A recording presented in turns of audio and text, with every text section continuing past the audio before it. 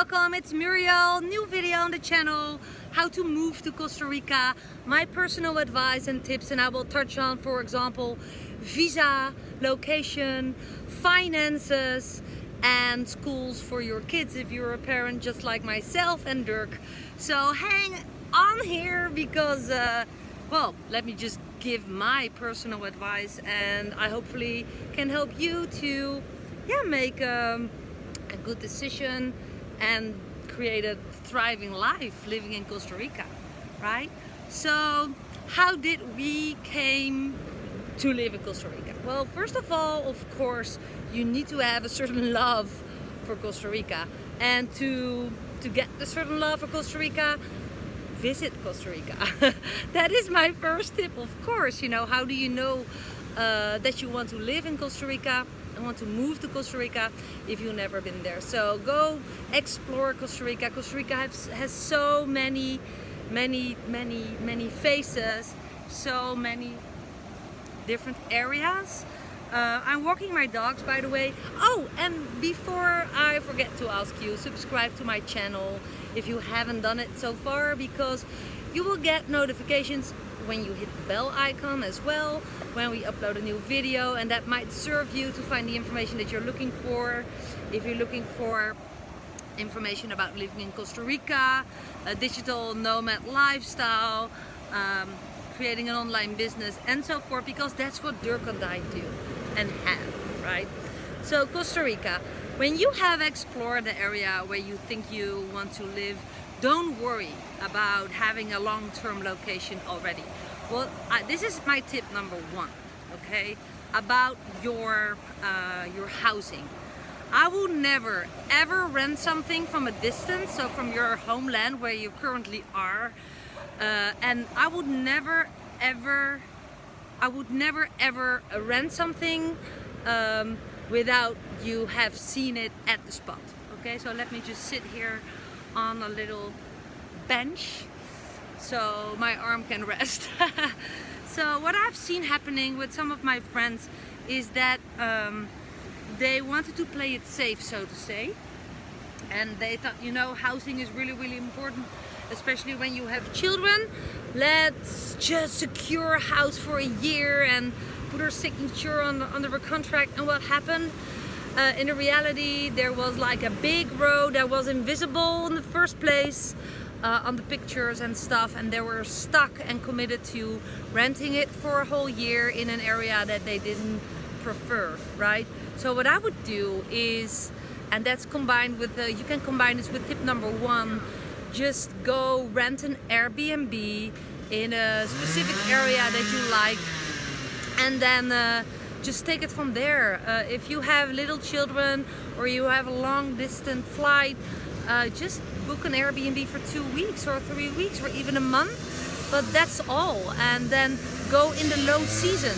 That's my tip number two. Go in low season with the big move, because that gives you the space and the financial freedom, the financial a position to bargain more on your accommodation, because in high season it can be pretty expensive. Like the prices get, you know, go up in high season, and in low season people are in general really happy with new visitors, especially for long term. So if you are like, you know, I can rent it for a month, you can get a pretty good price. So that's about accommodation, okay? So now let's talk about visa, because that's what a lot of people ask me. So do you have a permit? So I forgot my selfie stick, and anyways, this is just life in Costa Rica and the result of moving to Costa Rica, right? That I can sit on a bubbly tree and talk with you about this as a Dutch mom from the Netherlands. So what did we do with visa? So we just have a tourist visa.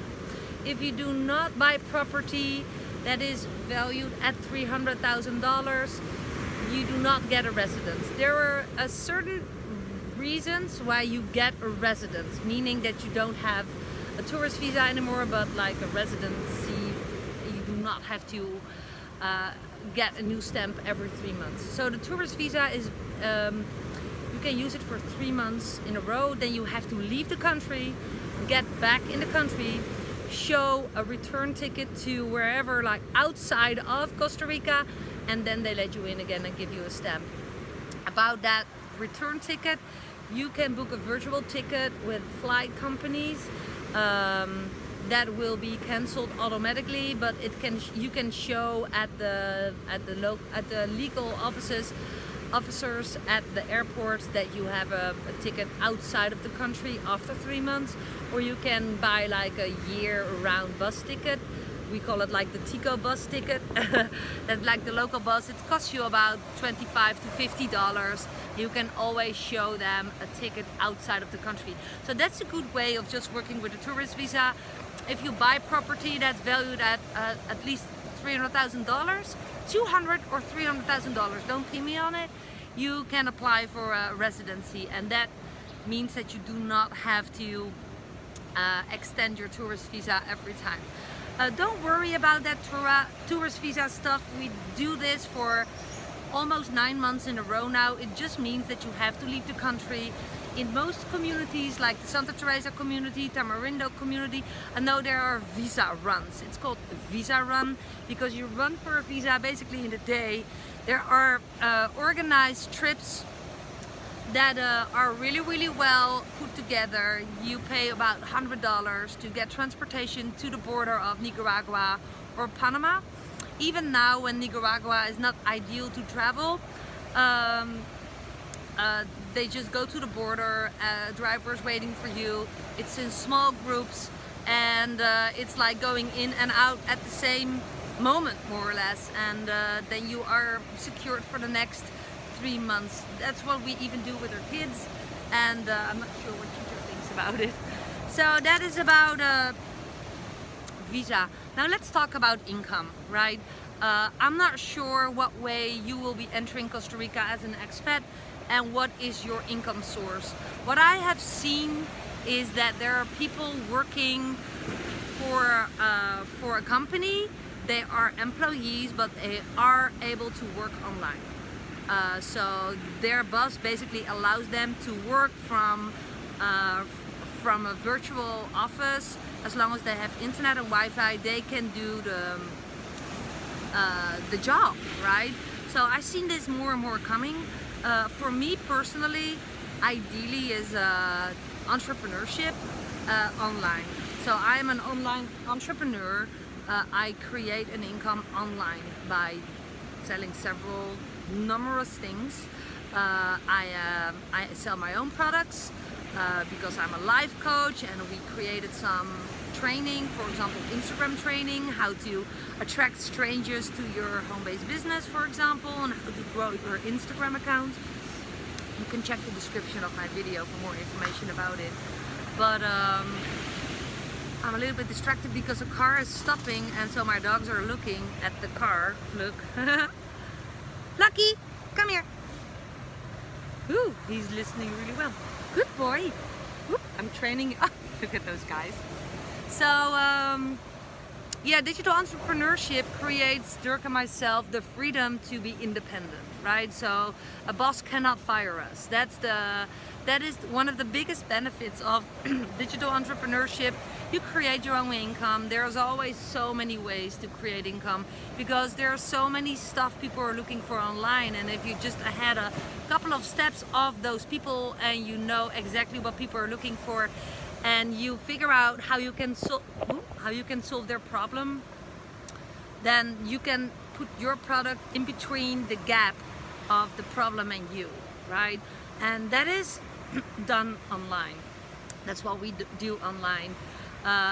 In the first link of the description, I recommend you my most recommended affiliate program.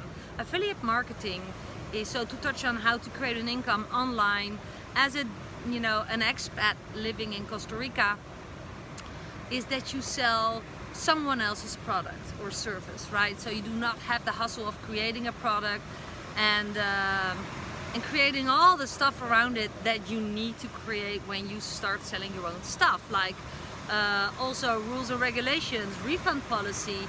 You don't have that if you if you serve on someone else's product or service in an affiliate program. There are so many affiliate programs. I prefer high ticket affiliate marketing because I'd rather do the same amount of work and enable myself to make $500, $300, $500,000, $2,000 commissions or even more. So if you're interested in learning how we do that as expats living in Costa Rica and parents living in Costa Rica, go ahead and click the first link in the description. But only if that was what you're looking for, right? So I was touching on how to move to Costa Rica, right? So I touched on location, I touched on visa, I touched on income, but there's one thing that I think is really worthy to mention, especially when you're a parent, and that's schools, okay? So we have two growing up children, Sam and Nick, and when we came here they were 8 and 14. And what we did before we decided to move to this specific location is that we checked out what type of schools there were in this area. So what we found out is that there were 2 schools, international schools, and they were hosting kids in the age of, I think, 4 up to 18 in one school. And one had a degree, I forgot the name, but it's like the proof that when the kids graduate from it, they can study all around the world on universities and high schools and stuff. So one school didn't have it. That was the school the closest by our house.